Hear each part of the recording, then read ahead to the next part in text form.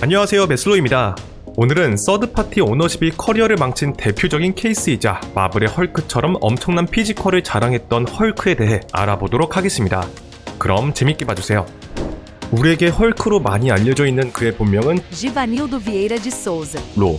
헐크란 이름은 과거 일본에서 활동하던 시절 1970년대 TV쇼에서 인크레더블 헐크 역할을 맡은 배우 루페리그노를 닮아 일본 팬들에게 헐크라고 불린 것이 시작이 되어 현재는 그의 공식적인 이름으로 사용하는 데 이르게 되었습니다. 자, 헐크는 180cm의 키에 100kg에 육박하는 괴물 같은 피지컬을 지닌 선수로 몸의 대부분이 근육으로 이루어진 말 그대로 헐크와 같다고 할 수 있습니다. 이렇듯 헐크는 압도적인 피지컬에 더해 빠른 스피드와 발재간, 돌파 능력까지 갖추고 있어 상대 수비수들이 막기 정말 껄끄러운 상대였는데요. 그리고 골망을 찢어버릴 듯한 강력한 슈팅은 그의 비기였습니다. 자, 헐크는 일본에서의 맹활약으로 유럽 진출에 성공한 독특한 케이스입니다. 즉, 일본이 키워낸 스타라고 할 수 있죠. 먼저 무명 선수였던 그는 어린 나이에 가와사키 프론탈레를 통해 일본 무대로 진출했습니다. 그러나 적응 문제로 일본에서의 초창기엔 굉장히 힘든 시기를 보냈는데요. 다행히 임대를 떠난 J2 리그 소속의 팀들에서 포텐이 완전히 터지면서 커리어의 전환점을 맞이하게 되었습니다. 이후에도 꾸준한 득점 페이스를 계속해서 보여주자 유럽의 클럽들이 그에게 주목하기 시작했는데요. 그렇게 2008년 포르투갈의 포르투로 이적하면서 유럽 무대 진출에 성공할 수 있었습니다. 그리고 헐크는 이곳에서 전성기를 구가했습니다.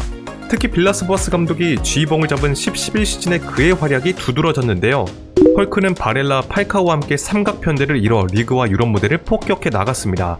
헐크의 경우 포르투갈 리그에서 23골을 터뜨려 득점왕에 등극했고, 포르투갈 정규 리그에서 27승 3무로 무패 우승을 거두는데 1등 공신 역할을 했는데요. 또한 당시 포르투는 그와 팔카오의 활약으로 유로파리그 결승까지 올라갔었는데, 결승전에선 헐크가 시종일관 상대 브라가의 수비진을 해집고 팔카오가 높은 골 결정력을 살려 결승골을 집어넣으며 포르투는 8년 만에 유로파리그 우승 타이틀을 거머쥐는 데 성공할 수 있었습니다. 또한 얼마 뒤 FA컵 우승에도 성공하면서 구단은 미니 트래블을 달성하는 데 성공하게 되죠. 이로 인해 제2의 무리뉴라 불리던 빌라스 보아스 감독은 시즌 후 포르투와 계약을 해지하고 첼시로 영절할 수 있었습니다.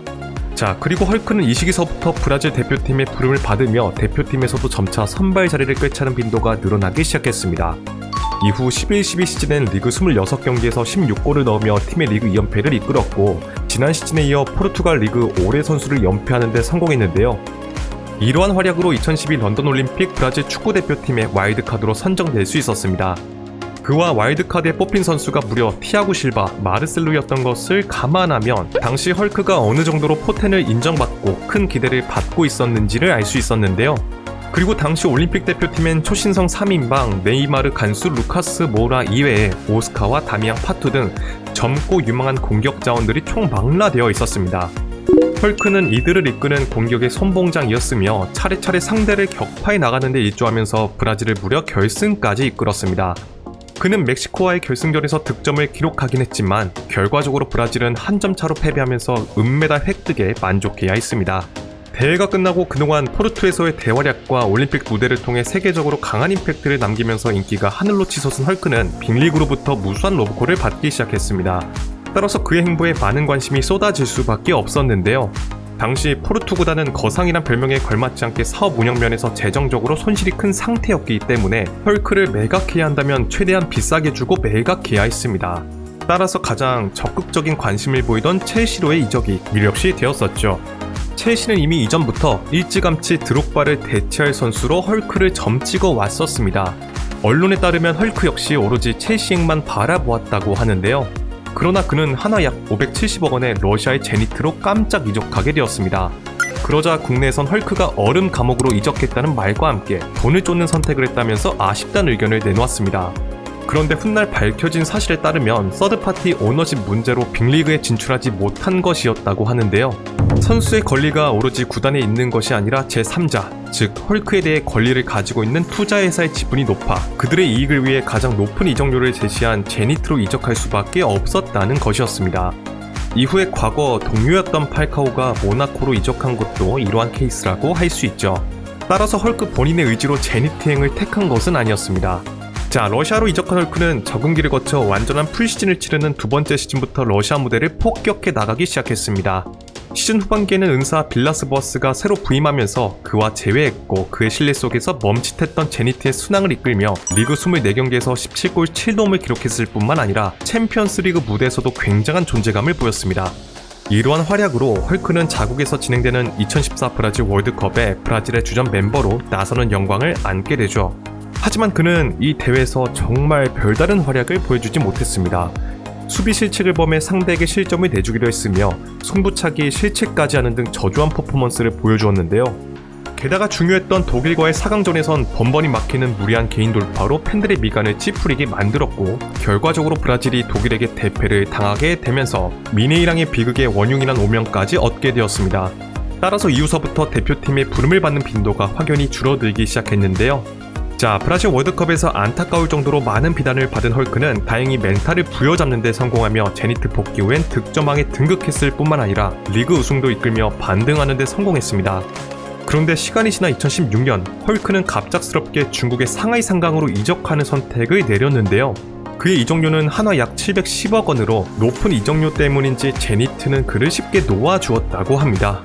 또한 헐크 입장에선 본인에게 주급을 무려 4억씩이나 주겠다고 하니 거절할 이유는 없었겠죠. 그러나 중국 무대로 진출하면서 돈을 얻는 대신 팬들의 관심 속에서는 점점 멀어지기 시작했습니다. 헐크는 이곳에서 이후에 시즌 중 부임한 빌라스 보아스와 또다시 제외하며 그와의 끈질긴 인연을 보여주었습니다. 그리고 2018년엔 소속팀을 50년 만에 우승으로 이끌며 중국에서도 준수한 활약을 이어갔는데요. 그런데 이 시기에 전처의 조카와 결혼하는 막장의 로맨스를 보여주면서 구설수에 오르게 되었습니다.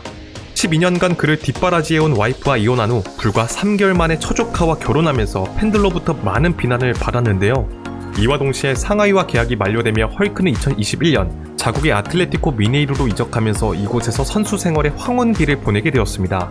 놀랍게도 그는 첫 시즌에 무려 리그 35경기 19골 7도움을 기록, 팀의 리그 우승과 컵대 정상을 이끈 것은 물론 득점왕에도 오르며 녹슬지 않은 기량을 선보였습니다. 이러한 활약들은 현재까지 꾸준하게 이어져 오고 있는데요. 따라서 브록을 바라보는 나이지만 유럽의 몇몇 클럽들이 그에게 관심을 보내오기도 했습니다. 앞으로 선수 생활을 할 수 있는 시간이 많지 않기 때문에 유종의 미를 거두고 커리어를 잘 마무리할 수 있길 바랍니다. 만약 서드파티 문제가 없었더라면 헐크의 커리어가 어디까지 올라갔을 것인지 정말 궁금합니다. 많은 팬들도 첼시에서 뛰는 헐크의 모습을 보지 못해 아쉽다는 의견을 내놓았을 정도인데요. 혹시 여러분들은 헐크에 대해 어떤 인상을 가지고 계신가요? 댓글로 의견을 공유해주시면 감사드리겠습니다. 자, 오늘의 영상은 여기까지입니다. 재밌게 보셨다면 좋아요와 구독을 부탁드리며 다음에는 더 재밌는 컨텐츠로 찾아뵙도록 하겠습니다. 감사합니다.